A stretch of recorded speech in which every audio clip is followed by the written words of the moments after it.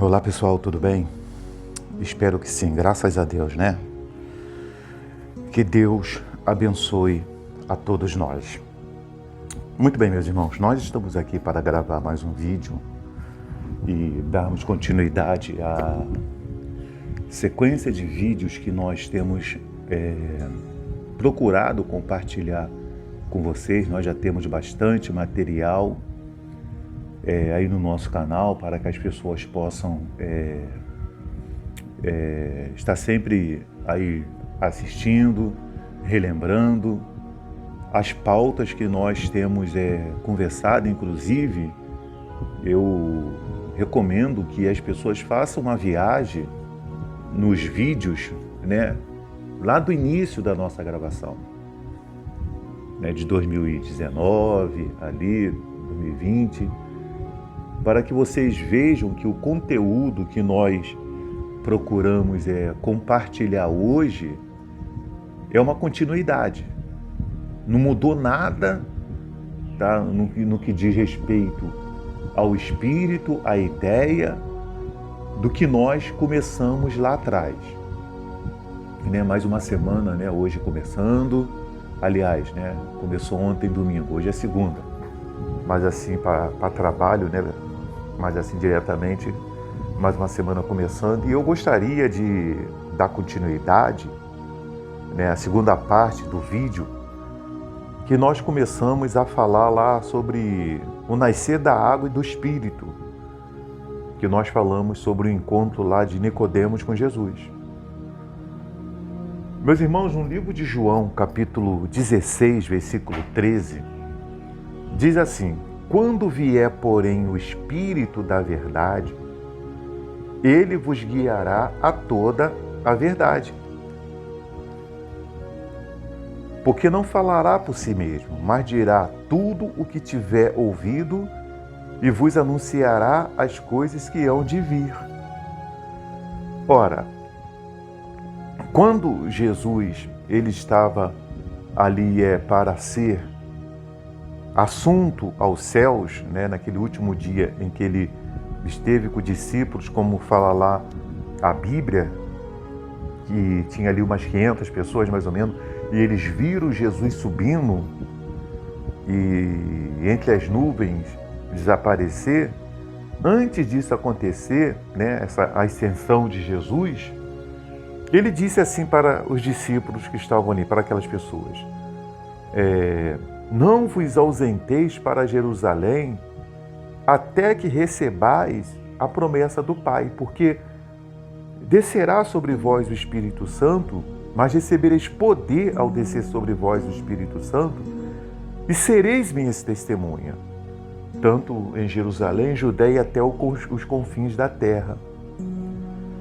E logo depois aconteceu o dia de Pentecoste, que era uma festa, né, deles, e aconteceu o derramamento do Espírito Santo. Ali onde línguas foram distribuídas e aonde Pedro fez o seu primeiro discurso, movido pelo Espírito Santo, e ao ponto das pessoas que estavam ali ouvir, compungir-lhes o coração, e a Bíblia diz que naquele dia houve um acréscimo de 3.000 pessoas. Por quê? Por causa do agir do Espírito Santo em Pedro. Aí quando você pega e você vai ver a característica da igreja, né, no livro de Atos dos Apóstolos, vocês vê que tudo lhes era comum. Era um coração. As pessoas repartiam pão de casa em casa, vendiam seus bens e trazia e colocava aos pés dos apóstolos. Você vê ali uma igreja nascida do Espírito Santo. Nascida do Espírito Santo. Eu sempre falo aqui no vídeo, sempre eu procuro compartilhar com as pessoas a importância que tem delas receber o Espírito Santo. Porque eu recebi o Espírito Santo. Eu não nasci de uma placa de igreja. Eu não nasci de um líder eclesiástico. Eu nasci do Espírito Santo. bateu em mim um arrependimento, tá? E eu fui para a igreja, eu tomei a decisão de me batizar. Não foi ninguém que me convenceu, quem me convenceu foi o Espírito Santo. Eu tomei a decisão de descer as águas, arrependido dos meus pecados, arrependido, convicto dos meus pecados, para sair dali, para me tornar uma nova criatura, que é a parte do Espírito Santo que vai causar essa regeneração. É o Espírito Santo que nos regenera a nova criatura. Então, quando nós vemos ali o livro de João 16,3, que fala da missão do Consolador, ele falando que quando o Espírito Santo vier, ele me guiará a toda a verdade e me anunciará das coisas que há de vir. Todos aqueles que têm o Espírito Santo, sabe? Ele anuncia a verdade. O Espírito Santo ele vai nos mostrar dentro da Bíblia, quando nós pegamos a Bíblia e lemos a Bíblia, nós conseguimos coincidir a Bíblia com os dias atuais e nos preparar tomando toda a armadura de Deus, porque há de vir. Porque o que os dias de hoje nos anunciam? Quando nós pegamos a Bíblia aqui e lemos a Bíblia, quando Jesus fala lá para os discípulos, quando eles perguntam da consumação do século, o que Jesus diz para eles de imediato? Olha, cuidado com os falsos mestres, que vão vir em meu nome. Essa foi a primeira advertência que ele fez. Porque quando nós olhamos de uma forma generalizada, e hoje nós temos a internet, que é uma porta aberta, que é uma janela para que nós possamos olhar assim, de cima para baixo, quando nós olhamos aí para as características de pregadores que fica pendurado aí em cima de internet, de YouTube, com os absurdos que nós vemos no conteúdo de suas pregações, no conteúdo das suas formas de ser. Meus irmãos, é triste. É triste o que nós vemos. É triste. Para nós que somos conhecedores da Bíblia, que quando olhamos para a Bíblia pelo Espírito Santo, nós vemos o ensinamento que Jesus deu para os seus discípulos, eu fico parando e me imaginando, da onde esses pregadores, inclusive esses líderes aí gananciosos, dessas popstar, placa de igreja popstar, eu não sei qual tipo de Jesus Cristo que eles seguem os ensinamentos. Eu não sei qual tipo de Jesus Cristo que eles seguem o ensinamento. Ah, Joel, mas nós estamos numa época diferente. Então, por que Deus ele não deixou na Bíblia, ensinamento ou instrução de que a Bíblia também tinha que se atualizar? Cai por terra essa conversinha fiada, porque a Bíblia ela permanece a mesma, até porque o Espírito nos renova. O Espírito nos renova. Não há atualização da Bíblia, porque pecado é pecado, erro é erro. Houve mudança na parte arquitetônica das igrejas, em termos do passado. Hoje em dia, antigamente as igrejas tinham uma estrutura bem menos aparente do que hoje. Eu sei disso.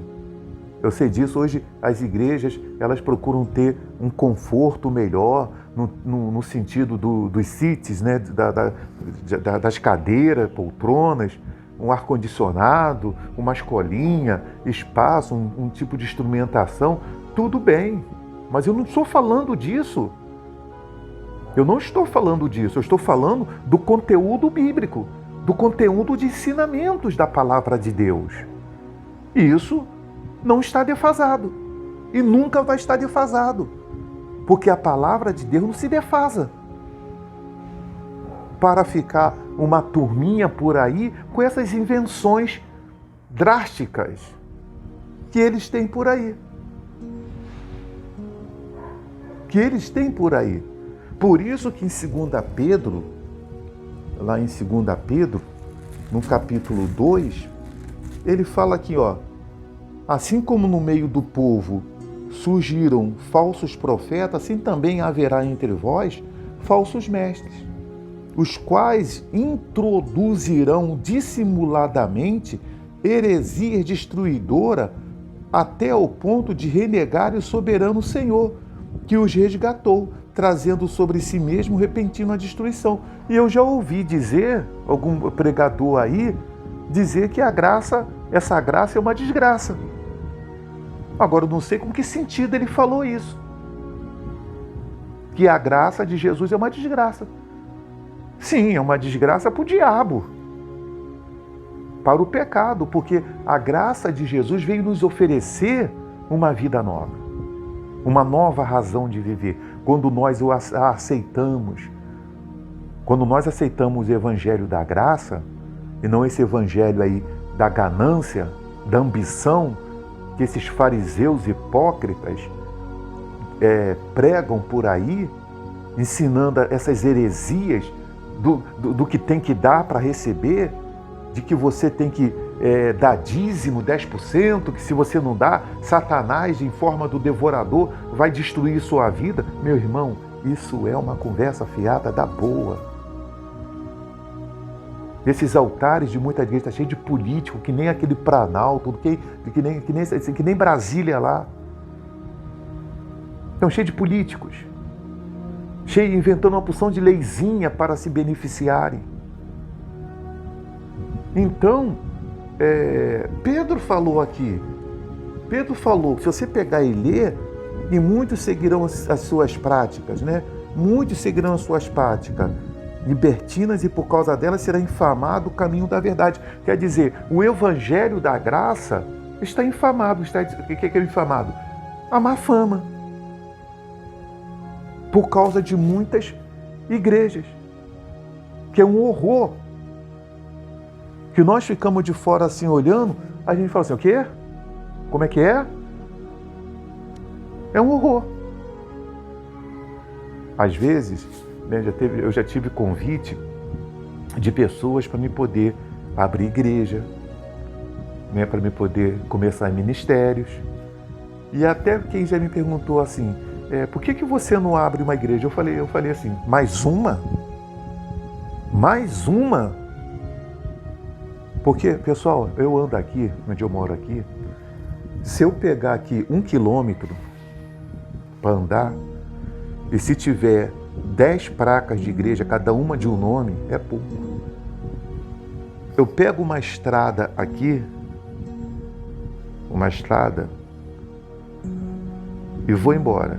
10 quilômetros que nós olhamos, olha, tem mais igrejas abertas do que padaria e supermercado. Parece que virou um bom negócio. Abrir igreja parece que virou um bom negócio. É um bom negócio. A pessoa quer empreender, né? Elas querem empreender, então abre igreja. E começa a colocar sobre o povo fardos pesados. Ó, que a igreja precisa da sua ajuda porque nós precisamos fazer isso, precisamos fazer aquilo outro. Mas na má intenção. Porque já houve casos de membros construir igreja e depois o sem vergonha do pastor, o fariseu hipócrita, vender a igreja e deixar os membros na rua da amargura. Na rua. São esses fariseus hipócritas que Pedro fala ali, que infamam o caminho da verdade, com as suas posturas libertinas, com as suas hipocrisias, suas farisaísmos. É o jeito que está. Vira e mexe, você vê aí escândalo com eles. Vira e mexe. Expõe aí na internet. Dando caso com novinha, cheio de mulheres. Até mesmo entre si. Por quê? Porque são lugares que não nasceram do Espírito Santo. Primeiro, tomou um banho sem sabão. Porque para a pessoa se batizar nas águas, ela tem que se arrepender. Jesus disse, arrependei-vos e convertei-vos, né? E sejam batizados para a remissão dos vossos pecados. Então, primeiro, a pessoa vai para a igreja, não vai arrependida. Ela vai pelo milagre. Aí chega lá na igreja, começa a participar de 7 campanhas disso, 7 campanhas daquilo, aí entra na emoção lá do fariseu hipócrita, entendeu? Que está de olho no salário da pessoa, nos 10% da pessoa, e começa a trazer a pessoa para perto. Daqui a pouquinho a pessoa está fazendo parte de algum grupo, é um diácono, é presbítero, é obreiro, daqui a pouquinho está até lá pregando o evangelho, sem um pingo de condição, porque não nasceu de um arrependimento. E muito menos foi batizado com o Espírito Santo, nasceu do Espírito. Olha a desgraça nascendo aí. E por isso tem essa pouca vergonha que a gente vê aí. Você veja que eu venho aqui pregar o Evangelho, né, de Jesus Cristo, né, para que as pessoas que estão perdidas, né, possam se encontrar com a verdade. Inclusive, se você é uma pessoa que não se encontrou com a verdade em Cristo Jesus, não olha para essas porcarias que tem por aí, não. Olha para Jesus. Pega a Bíblia, leia a Bíblia, compra uma Bíblia, começa a ler. E se você procurar ir numa igreja, cuidado com a que você vai. Essas coisas ruins que tem espalhada por aí, cuidado com o que você vai. Pede entendimento e orientação ao Espírito Santo para onde você vai. Cuidado com quem você fica ouvindo em cima dessas plataformas aí. Porque o que tem de coisa ruim em cima dessa plataforma aí, falando só o que não deve, que não agrega valor espiritual nenhum, é preferível que você ouça oração, passe o dia ouvindo oração, ou então louvor, do que ouvir certos sujeitos aí em cima de plataforma aí. Mas se você é uma pessoa que você quer se entregar para Jesus, mas você fala assim, olha, é tanta coisa que eu vejo, não olhe para isso. Olhe para o Salvador. Olhe para aquele que deu a vida por você, por te amar. Que lá naquele Calvário pagou um preço para que você pudesse e eu fôssemos salvos. Porque se eu fosse olhar para certo tipo de atitudes de pessoas que se dizem crente, cristã, evangélica, eu estava no mundo de novo. Mas eu olho para o meu Salvador, para o meu Jesus, que me ama, que me abençoa, que me dá a paz que esse mundo não pode dar, que me revigora. Porque tem hora no nosso dia a dia que dá vontade de chutar o pau da barraca, pessoal. Tem situações que nós passamos que o nosso homem adâmico atiça, que dá vontade de você chutar o pau da barraca. Mas aí que entra o Espírito Santo para nos dar serenidade, a sanidade, domínio próprio, a mansidão, para que nós venhamos segurar a nossa onda carnal. Então, se entregue para Jesus. Se entregue para Jesus. Eu oro para que você possa encontrar nele o que um dia eu encontrei. Vida. Olha aqui para mim, eu tenho paz. Pega meus vídeos aí e vê que você vai me ver pulando, mudando de voz. Oh, Senhor. Ah, vê se você vai ver. É uma linha. Eu não preciso disso. Eu não vejo, tá? Quando eu pego a Bíblia, eu não consigo enxergar isso em Jesus e nos discípulos. Que esses fariseus hipócritas ficam aí. Eu não fico. Graças a Deus eu não fico. Não preciso disso. Isso aí não quer dizer mais ou menos unção. Para mim isso é palhaçada. Então, meu irmão, minha irmã, se firme em Jesus. E você? que não se entregou, se entregue. Estenda sua mão e se entregue para Ele. Porque saiba de uma coisa, o arrebatamento da igreja vai acontecer e este mundo vai ter um fim. Que Deus abençoe a todos e até o próximo vídeo.